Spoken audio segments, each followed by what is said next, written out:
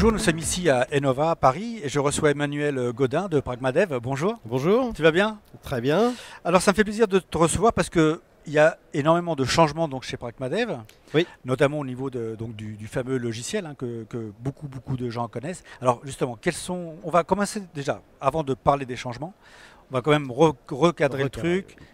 Le logiciel, qu'est-ce que c'est, à qui il s'adresse? Alors le logiciel de Pragmadev, donc qui s'appelait Real-Time Developer Studio, puisque son nom va changer, était un outil de modélisation et de test pour le développement des applications temps réel et embarquées. Donc initialement très orienté vers les développeurs, très proche du code, des systèmes d'exploitation temps réel, des débuggers et ce genre de choses. Au fur et à mesure, on a construit dans l'offre des abstractions qui ont permis d'avoir des modèles graphiques exécutables sans code. D'accord. Et puis en face, on a mis des technologies de test qui permettaient de tester soit des modèles exécutables, soit des implémentations sur des vraies cibles. D'accord. Voilà, Donc un logiciel vraiment très complet. Voilà, très complet, mais peut-être trop complet parce que ça s'adressait à différents profils d'utilisateurs. Donc qui s'y retrouvaient pas forcément parce que tout était mélangé. Voilà. D'accord. Voilà. Donc la nouvelle offre, c'est un redécoupage de ce qui existait. Alors en fait, c'est aussi nous en interne une refonte de tout ce qui est éditeur, du look and feel, etc. et de nouvelles fonctionnalités. Mais sur le principe, voilà, on découpe l'outil en 3 parties. Donc je les présente. Pragmadev Developer, ce qui était initialement destiné aux développeurs. Pragmadev Specifier, alors là qui est plus pour les gens qui font donc de la spec, les architectes système, les gens qui veulent s'assurer que la fonctionnalité décrite dans le modèle est correcte. Et puis Pragmadev Tester pour tout ce qui est test.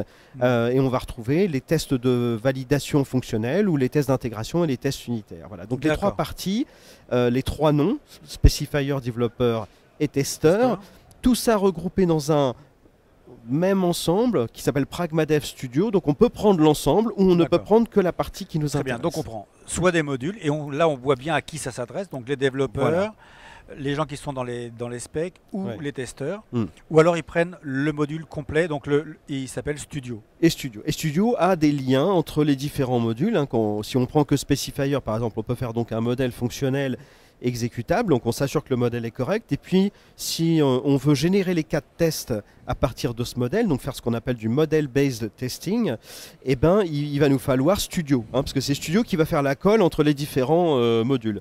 Donc si on n'est que Specifier, on va prendre que Pragmadev Specifier, et si on veut faire du model based testing, alors ce qui est aussi le travail d'un Specifier, ben là on prend Pragmadev Studio, mais parce qu'on va faire le lien entre il y a besoin des liens de toute façon. Voilà, exactement. Alors pareil, si on peut faire de la spec et puis dire je veux l'enrichir pour faire du code et le mettre sur une cible, là il faut que j'aille vers développeur. Donc là c'est pareil, on va prendre Studio, c'est l'idée. Mais c'est quand même, la construction est beaucoup plus nette maintenant. Voilà. Et puis au niveau marketing, c'est-à-dire qu'on aura donc une brochure par produit, voilà, exactement, par module, je devrais dire. Voilà, d'accord. Et donc là, si je comprends bien, donc là, vous profitez de la nouvelle version importante. La V5, la Pragmadev V5, voilà. Qui sort là c'est demain.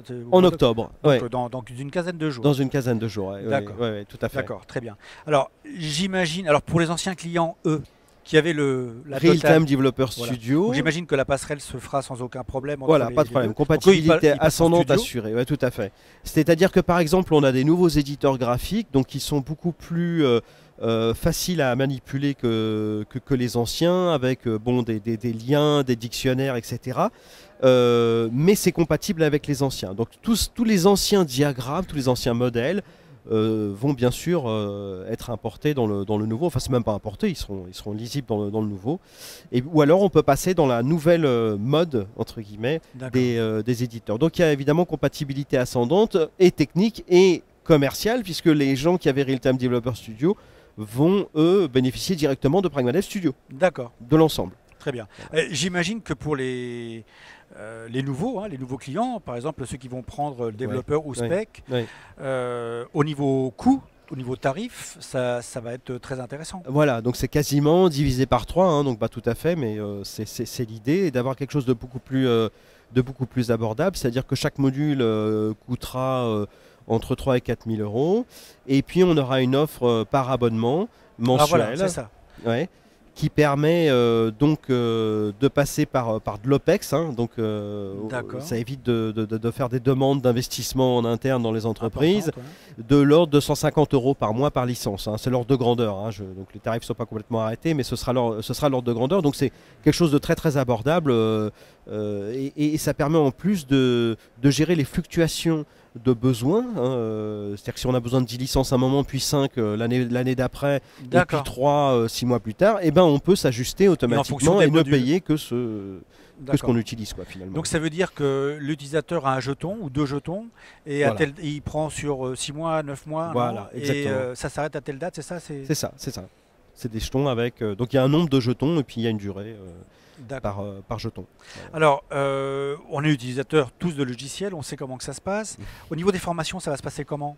Ça va être par module, ou il faut quand même aller voir un petit peu ce qui se passe à côté pour... Alors voilà, le principe de la formation, ce sera de dire, on va travailler sur le cœur technologique de chaque partie, de chaque module, hein, on va insister là-dessus évidemment, et puis on va quand même jeter un œil sur le module d'à côté, pour voir les liens possibles, parce qu'il faut le savoir. C'est obligatoire, oui. Il faut être au courant.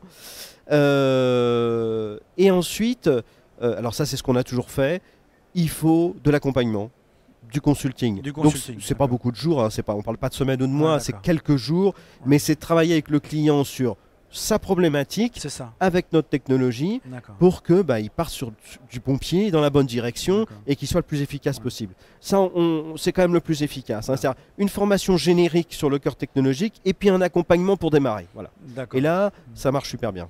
Donc pas de journée technique, etc. Donc ça c'est du coup par coup, donc c'est chez le client. Oui, sur leurs problèmes donnés, sur leurs problèmes à eux. Ouais, pas un truc qui est un peu décalé par rapport à leurs besoins. Il faut vraiment qu'ils parlent de leurs problèmes. On se rend compte, hein, chaque utilisateur va avoir son domaine d'expertise et il a besoin de parler de comment résoudre son problème que lui il a dans la tête avec cette technologie pour voilà. Très bien. C'est pas la technologie du voisin, c'est pas l'expertise du voisin, c'est un peu compliqué de mélanger tout ça. Très bien. Écoute Emmanuel, merci d'être venu sur notre plateau, nous présenter donc cette grande... c'est un grand bouleversement quand même, parce que ça va faire 3 modules. D'ailleurs, j'en profite pour dire que même le logo change. Hein, le logo change aussi. Voilà, donc tout change. Hein, donc le site web, le logo, tout va changer. À partir du mois d'octobre, on ne vous reconnaît plus. Voilà, alors bon, communiquer. Ça va peut-être se faire un petit peu au fur et à mesure, mais en tout cas, ce qui est important pour nous, c'est évidemment la version. Bien sûr. Le site web, les brochures, je pense que ça arrivera un petit peu plus tard, tout ça, ça va se mettre en place, mais c'est pour bien marquer ce changement, voilà, ce changement vers l'utilisateur plus, hein, finalement, parce que c'est ça que ça veut dire. On était très techno au départ, hein, très système d'exploitation temps réel, le compilateur, le debugger. Voilà, les gens qui font de l'aspect, surtout, ils veulent pas entendre parler de ça. Eux, leur problème, c'est la fonctionnalité. Éventuellement, c'est les problèmes d'architecture, d'optimisation de performance. Donc ça aussi, on le gère. Ça, c'est aussi une grande fonctionnalité qu'on sort dans la V5 et qu'on n'avait pas du tout avant. Bon, voilà, c'est l'occasion de nouvelles fonctionnalités, de s'adresser à différents utilisateurs, de faire de nouveaux logos, etc. Très bien. Emmanuel, merci. Bonne chance pour ces nouveaux modules. Merci beaucoup. Et on se reverra probablement sur d'autres salons. Oui, bien sûr. À bientôt. Et je vous dis à bientôt sur Electronic Mac TV.